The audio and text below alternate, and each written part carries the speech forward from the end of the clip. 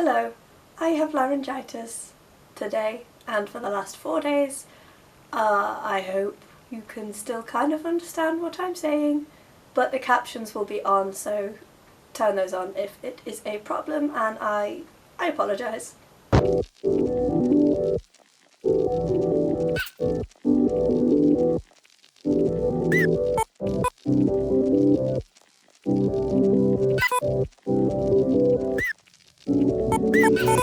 Montelukast, I have now started it. I have been on it for about 11-12 days now.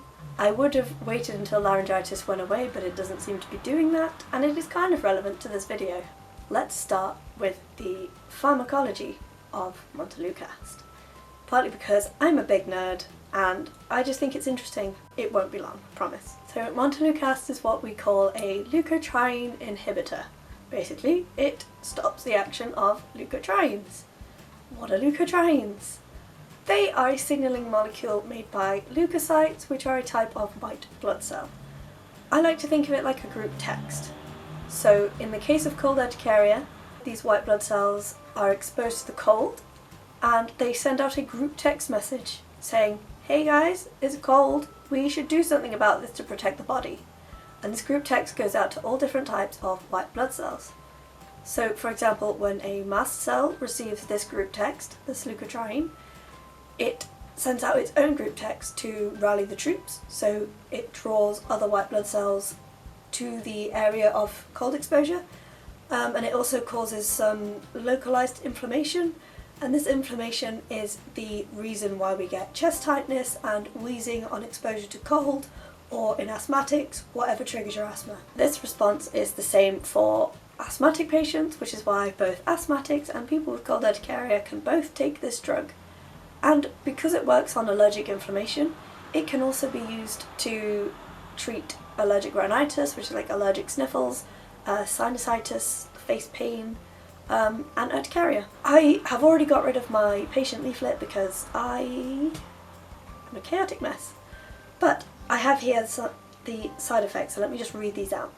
Some of the common side effects include upper respiratory infection, so infection in the nose or the throat, fever, headache, sore throat, cough, stomach pain, diarrhea, earache or ear infection, flu, runny nose, sinus infection. There can be some serious side effects, including behaviour and mood changes, including anxiety, bad or vivid dreams, confusion, agitation, trouble sleeping, suicidal thoughts or actions, hallucinations, increase in eosinophils, which are another type of white blood cell, increased bleeding, which can manifest in bleeding under the skin, longer bleeding from cuts, blood in the urine or feces.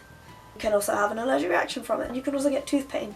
Some sources say you can get tooth pain. My first dose of Montelukast, which was on the 2nd of November. I take it in the evening, and I didn't actually intend on starting it the day I did. I just bit the bullet and did it. So I took it 2 hours after my normal medication.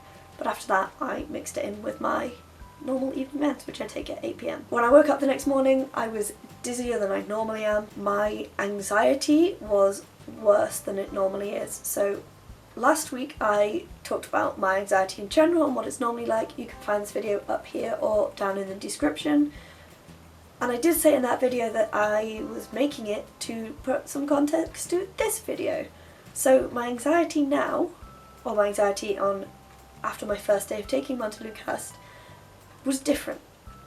So whereas normally it's more like brain stuff and it's more like a pattern of thinking about something and then having a bodily response, it was just the bodily response, and it was closer to a panic attack than I normally get. So I was just sitting on the tram on my way home, and my heart rate was going up, my breathing rate was going up, I was kind of a bit shaky, and I didn't really know why. There was nothing going on in my brain for that. I was just thinking about cats, really. Yeah, I was just thinking about cats, and I was just getting really kind of panicky. And then there was paranoia about people, because I do get abuse for wearing a mask. I'll also put another video link up here. I haven't linked to it in a while, but check it out. And I was getting more paranoid than usual about that, a really unnecessary level of paranoia about that. But I could breathe a bit better. So riding home from the tram stop, I was a lot less tight, so even though I wear the mask, when I'm on my bike, the cold air gets through faster, so I do still get like a little bit of wheezing, but on the way home I just didn't get any of that, so far it was working, even though I was having some side effects. But I did also have hives on my skin because I wasn't on fexofenadine, and for me I don't find that it's doing anything for the urticaria. So I get home, 8 o'clock, take my second dose. Waking up the next day, still very dizzy. I went for a ride in the freezing cold again, but I could breathe better than even day one, but I was still getting some hives on my skin. After taking my medication, I also had stomach pain, but it wasn't bad enough that I needed to medicate for it, and it did eventually go away on its own. And also my physical anxiety was quite bad. Waking up the next morning, it's very dizzy again, ever so slightly less dizzy than the first couple of days, but still quite dizzy, alarmingly dizzy, but I was okay. I felt weird in my brain all day. The person I work for said, hey, can we talk about our working arrangement? And very unlike me, my brain just went like, oh my god, they're really mad at you. Oh my god, they're gonna yell at you.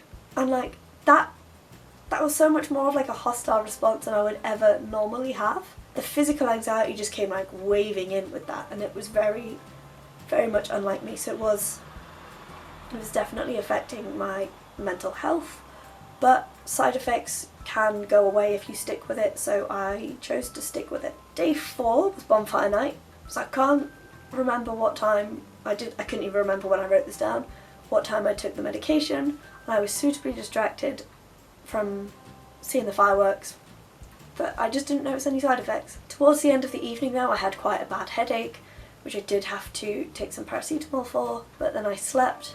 The day after, I woke up with the headache still, but it wasn't as bad, so I didn't need to medicate or anything for it.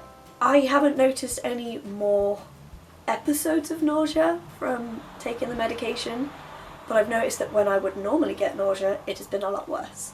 So I do get travel sickness sometimes, but usually just going into town and back on a bus is not so bad. But just starting this medication, when I got nausea, it was so much worse.